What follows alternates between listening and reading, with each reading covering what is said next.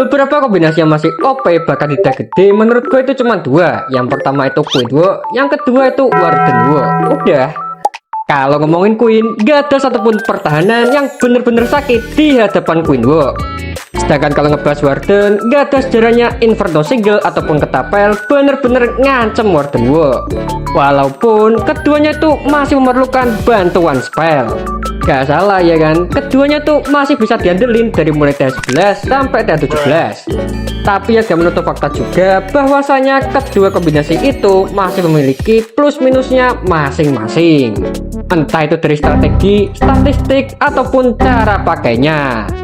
Dan kali ini bakal gue jelasin secara rinci kekurangan dan kelebihan kedua kombinasi itu. Udah, yang pertama itu gue mulai dari kelebihan Queen Wo dulu. Seperti yang kalian tahu kalau statistiknya Queen itu bener-bener stabil, entah itu dari damage, attack speed, hingga kepergerakannya. Walaupun HP-nya itu agak sedikit kecil. Dan gara-gara damage-nya Queen itu paling sakit di antara yang lain, ngebuat dia itu bener-bener cepat dalam hal pembersihan base, entah itu daerah pinggiran ataupun pusat. Terlebih lagi, penggunaan spell di Queen Wo itu bisa diirit, dan minimum penggunaannya itu satu ragi, satu free spell, tergantung keadaannya. Selain itu juga, kalau ngebahas ability, hampir gak ada ability Queen itu bener-bener gak guna. Perlukah gue jelasin? Harusnya enggak lah ya. Kalian mestinya udah tahu kelebihan masing-masing ability-nya.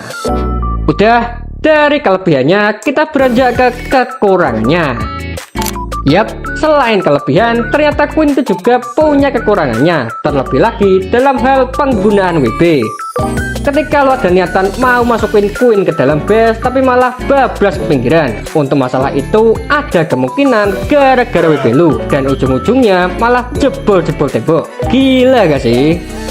Terlebih lagi, Queen itu juga gak bisa otomatis ngikut ke pasukan, perlu adanya spell ataupun strategi.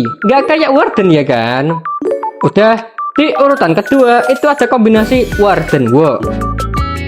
Walaupun gak se-OP Archer Queen, faktanya sih ada beberapa jenis kelebihan yang cuma dimiliki Warden seorang. Salah satunya yaitu jarak serangnya yang lebih luas.